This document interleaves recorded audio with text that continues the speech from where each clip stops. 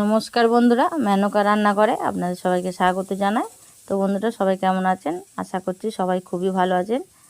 তো আমি আজকের আবার একটা রেসিপি নিয়ে চলে এসেছি, ধনিয়া কাতলা। তো কিভাবে বানাচ্ছি আপনাদের সঙ্গে শেয়ার করছি। চলুন বন্ধুরা, রেসিপিটা বানিয়ে দেখায়। আর পুরো ভিডিওটা দেখার জন্য অনুরোধ করছি বন্ধুদেরকে একটা লাইক, কমেন্ট, সাবস্ক্রাইব করে দেন বন্ধুরা। তো চলুন আমি রেসিপিটা বানিয়ে দেখাই। তো আমি এখানে কাতলা মাছের পিস নিয়ে নিয়েছি 6টা। এবার ওর মধ্যে এবার নুন দিয়ে দিচ্ছি, ভালো করে ধুয়ে নিয়েছিলাম। এবার নুন ছড়িয়ে দিচ্ছি, হলুদ গুঁড়ো দিয়ে দিলাম, দিয়ে কিছুক্ষণ এটাকে মাখিয়ে নেব। ভালো করে মাখিয়ে রেখে দেবো যাতে নুনটা ঢুকে যায়। তো এইভাবে মাখিয়ে নিচ্ছি ভালো করে। এই মাছটা খেতে খুবই ভালো লাগে, এই রকমের রেসিপিটা ধনেপাতা দিয়ে। আর এখন শীতকালে ধনেপাতাটা খুবই বেশি ওঠে। তো আমি মাছগুলো ভেজে নেব, কড়াই তেল দিয়ে ভালো করে ভেজে নিচ্ছি। এখানে ধনেপাতাগুলো আমি বেছে নিয়েছি, 1 আঁটি ধনেপাতা নিয়েছিলাম। তো বেছে নিয়েছি ভালো করে, নিয়ে জল ঝরিয়ে এগুলোকে এবার মিক্সিতে দিয়ে দিচ্ছি।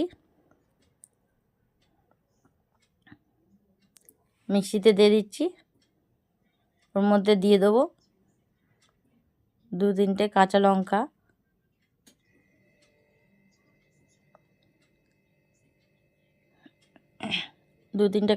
দিয়ে দিলাম। ঝালটা যেমন খাবেন তেমন দেবেন।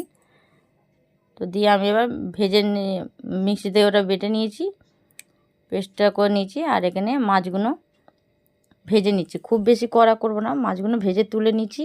গোটা গরম মশলা ফোড়ন দিলাম, যে মাছের তেলটা ছিল ওতে দিয়ে দিলাম। দিয়ে একটু পেঁয়াজ, একটা গোটা পেঁয়াজ কুচিয়ে নিয়েছি, একদম মিহি করে কুচিয়ে নিয়েছি। নিয়ে এর মধ্যে দিয়ে ভালো করে একটু ভাজা করে নিচ্ছি পেঁয়াজটা। এই রেসিপিটা একদম বাড়িতে বানিয়ে দেখবেন। এটা পোলাও, ফ্রায়েড রাইসের সঙ্গে, ভাতের সঙ্গেও সবতে খেতে খুব ভালো লাগবে। তো দেখুন ভাজা হয়ে এসছে মাছটা, এই পেঁয়াজটা। তো ওর মধ্যে এবার 1 চামচ আদা রসুন পেস্ট দিয়ে দিলাম, একটা টমেটো গোটা দিয়ে দিলাম, কুচিয়ে দিয়ে দিয়েছি টমেটোটা। দিয়ে ভালো করে নাড়াচাড়া করে নিলাম। এবার ওর মধ্যে নুন দিয়ে দিলাম, হলুদ গুঁড়ো দিয়ে দিলাম, জিরে গুঁড়ো দিয়ে দিলাম, আর ধনে গুঁড়ো দিয়ে দিলাম। একটু লাল লঙ্কার গুঁড়ো দিয়ে দিলাম, কাশ্মীর লঙ্কার গুঁড়ো। দিয়ে ভালো করে আবার এটাকে কষে নিচ্ছি। তো দেখুন একদম টমেটোটা পুরো একদম গলিয়ে দিয়েছি। এবার এখানে আমি একটু দই নিয়েছিলাম, দইটা ভালো করে ফাটিয়ে রেখেছিলাম। দিয়ে দইটা আমি দিয়ে দিচ্ছি এর মধ্যে। দিয়ে একদম কম আঁচে রাখবেন, নাহলে দইটা কেটে যাবে। একদম কম আঁচে এটাকে কষতে হবে। তো ভালো করে আমি কষে নিয়েছি। এবার একটু যেহেতু দই দিচ্ছি, মিষ্টিটা সেই জন্য দিতে হবে, কেননা নাহলে দইয়ের যে টক ভাগটা একটু বেশি হয়ে যাবে। একটু মিষ্টিটা স্বাদের জন্য দিলাম। এখানে যে ধনেপাতাটা পেস্ট করে রেখেছিলাম ওটা আমি দিয়ে দিলাম। দিয়ে আবার কিছুক্ষণ এটা কষে নেব। ধনিয়া কাতলাটা দারুণ খেতে হয়েছে, অসাধারণ, আর খুবই ভালো লেগেছে। আপনারা অবশ্যই বানিয়ে দেখবেন, আশা করছি খুবই ভালো লাগবে। দেখুন একদম হয়ে এসছে, মানে ভালো করে কষে নিচ্ছে এভাবে ধনিয়াটা দিয়ে। যেহেতু মশলা কষা হয়ে গেছে ওই জন্য বেশিক্ষণ কষতে হবে না। এবার সামান্য একটু জল দিয়ে দিলাম, ধনেপাতা দিয়ে বেশিক্ষণ কষতে দরকার নেই। তো মাছগুলো দিয়ে আমি আবার ফুটিয়ে নেব। তো সব মাছগুলো দিয়ে দিলাম,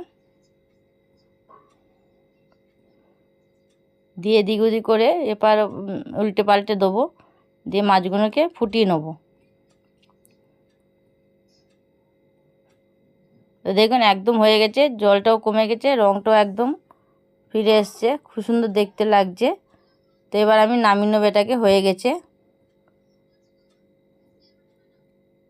তো নামিয়ে নিচ্ছি। তো বন্ধুরা, কেমন লাগলো রেসিপিটা একবার কমেন্টে অবশ্যই জানিয়ে দেবেন। আর একটা লাইক, কমেন্ট, সাবস্ক্রাইব করে দেবেন বন্ধুরা, যাতে আরও নতুন নতুন রেসিপি আপনাদের সাথে শেয়ার করতে পারি। তো এখনকার মতন আবার এলাম। নমস্কার বন্ধুরা।